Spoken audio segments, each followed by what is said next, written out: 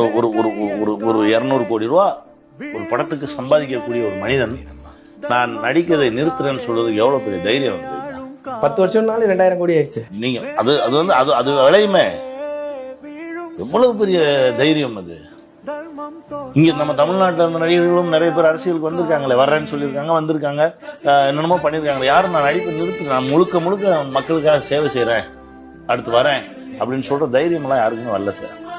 இந்த தைரியத்துக்கே முதல்ல ஒரு சல்யூட். இன்னொரு விஷயம் என்னன்னா, வந்து இப்ப திருட போறது இல்லை, இது பண்ண என்னன்னா இருக்கேன் ஏதோ நிறைய சம்பாதிச்சு வச்சிருக்காரு, ஏதோ ஒண்ணு செய்வோன்னு தானே வராது. நான் அதான் சொன்னேன், வெளியில இருந்து தூரமா வந்து பார்க்க ஒரே ஒரு முறை தான் சந்திச்சிருக்கேன், ஒரு முறை சந்திச்சு ஒரு கதை சொல்லியிருந்தேன். இப்ப வெளியில தூரமா நின்று பார்க்கும்போது என்ன தோணுது, ஒரு தமிழ்நாட்டு பிரஜையா என்ன தோணுது அப்படின்னா, தைரியமா ஒரு மனுஷன் எனக்கு இது எதுவுமே வேணாம்பா, நான் 100% மக்கள் பணி செய்யறதுக்காக வரேன், எல்லாத்தையும் நான் தூக்கி வச்சுருவேன். ஏன்னா தோத்து போய் வரல, படம் இல்லாம வரல, எப்போ